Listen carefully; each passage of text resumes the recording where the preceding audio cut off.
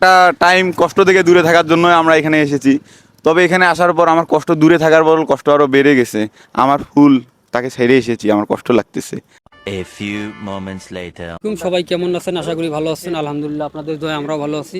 তো গাইস, আমরা ঘুরতে আসছি রৌমারী রাজীবপুর পার হয়ে অনেক দূর। একটু আমাদের সাথে আছেন অনেক ভাই ব্রাদার, সিনিয়র জুনিয়র।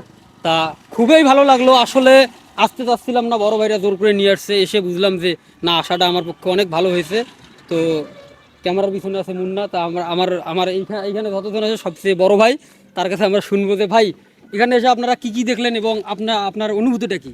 জি আলহামদুলিল্লাহ। আসলে মানে ঘোরার কোনো নির্দিষ্ট সময় হয় না, যখন ইচ্ছা তখনই বেরিয়ে পড়া যায়। আসলে এর পিছনে মানে আসলে যাওয়ার ইচ্ছাটা কাজ করে, প্ল্যানটা কাজ করে। তবে আলহামদুলিল্লাহ আমরা যেটা আশা করছিলাম ওর থেকে ভালো, অনেক সুন্দর জায়গা। আমরা এর মধ্যে দুই একটি প্লেসে যাওয়া হয়েছে, তার মধ্যে লাউচাপড়া একটি। আমাদের নেক্সট গন্তব্য হচ্ছে গজনি। আমরা যাচ্ছি, ইতিমধ্যে আছি শালবন। আমাদের এটা প্লেস হচ্ছে শালবন বলা হয় এই প্লেসটাকে। এখান এটা সন্ধ্যাকুড়া নামে পরিচিত আর কি। তো আলহামদুলিল্লাহ ওভারঅল সব কিছু মিলে একটা ভালো আমরা একটা ভিউ দেখলাম, যেটা আমরা মিনি বান্দরবান হিসেবে পরিচিত। আলহামদুলিল্লাহ এতটুকু। তার মানে এখানে এসে খুব ভালো লাগলো। জি আলহামদুলিল্লাহ। তো গাইস, আমরা এখন আছি একটা জায়গার মধ্যে, ওখানে দেখা যাচ্ছে কিলোমিটারের গায়ে যে সন্ধ্যাকুড়া এখনো 13 কিলোমিটার আছে। তো এই জায়গা আমরা যতদিন আসি সবাই ফার্স্ট টাইমে আমরা আসলাম। তো আমার কাছে আছে আরেক বড় ভাই। বড় ভাই, এখানে এসে আপনার কেমন লাগলো এবং আপনার অনুভূতিটা কি এবং কি কি দেখলেন, কেমন লাগলো জায়গাটা? জি আলহামদুলিল্লাহ, এখানে এসে আমার খুব ভালোই লাগছে। ইভেন আমাদের সবার ভালো লাগছে। তার কারণটা হচ্ছে যে পয়সা উসুল একটা সফর বলা যায়, তাই না ভাই? মানে বিষয়টা হচ্ছে পয়সা উসুল সফর। এখানে এসে কেউ দেখা যাবে যে পয়সা পাতির চিন্তা ভাবনা না, আপনাদের ইচ্ছা মতো আপনি উড়াতে থাকবেন। তার কারণ হচ্ছে প্রাকৃতিক যে পরিবেশটা আছে, জাস্ট ওয়াও, অনেক সুন্দর আর কি। তো এই জন্য আর কি, হ্যাঁ, দেখে মন জুড়িয়ে যায়। অনেক সুন্দর, অনেক। আমরা দেখা যায় এখন শালবনে আছি। শালবন, এর আগে আমরা লাউ চাপড়া শেষ করে আছি। লাউ চাপড়া অসাধারণ ভাই, বলে বোঝাতে পারবো না। যদি আপনারা না দেখেন তাহলে আসলে বুঝতে পারবেন না যে আসলে লাউ চাপড়া আসলে কি। ঠিক আছে, পাহাড়, যাই হোক, সব মিলে অনেক ভালো লাগলো। জি তো অনেক ঠিক আছে। তো গাইস, আপনারা যে দৃশ্যটা দেখেন, এসেও আমরা ভালো ভালো পাহাড় এবং কি ইন্ডিয়ার বর্ডার, বেশ কিছু সুন্দর সুন্দর জায়গা আমরা দেখে এসেছি। আসলে না আসলে বুঝতেই পারবেন না এই জায়গাটার যে কত সুন্দর একটা ভিউ। তো আমরা আরেক ভাইয়ের কাছে চলে যাব। তো ভাই, এখানে এসে মানে মূলত কেমন লাগলো আর আপনার অনুভূতিটা কি? ভাই আমি এখানে বলে বোঝাতে পারবো না, আমার যে এত ভালো লাগছে আমি বলে বোঝাতে পারবো। শেরপুরের মধ্যে ভিতরে যে এত সুন্দর একটা জায়গা আছে, আমরা একটু আগে লালচাপড়া থেকে আসলাম, এখন আমরা এখানে আছি এলো সন্ধ্যাকুড়া। শেরপুরের ভিতর যে এত সুন্দর সুন্দর জায়গা আছে আমরা বলে বোঝাতে পারবো। এখন আমরা আছি আমাদের যে শালবনে, এইটা যে এত সুন্দর জায়গা আমি বলে বোঝাতে পারবো না। আমি অনেক হ্যাপি।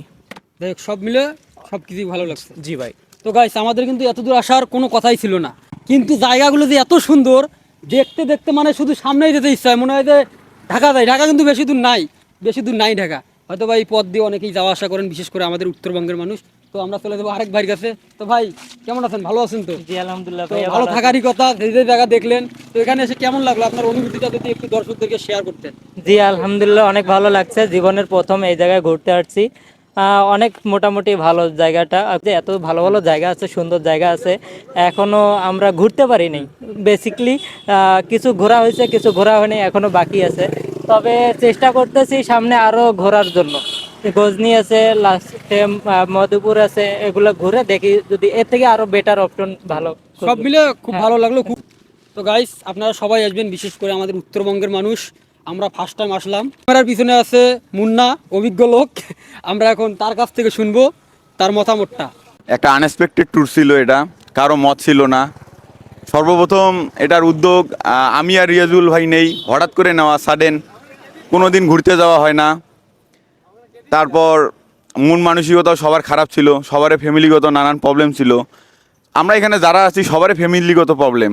আমরা এখানে কেউ আর কি ভালো না। মূলত একটা টাইম কষ্ট থেকে দূরে থাকার জন্য আমরা এখানে এসেছি। তবে এখানে আসার পর আমার কষ্ট দূরে থাকার বদল কষ্ট আরও বেড়ে গেছে।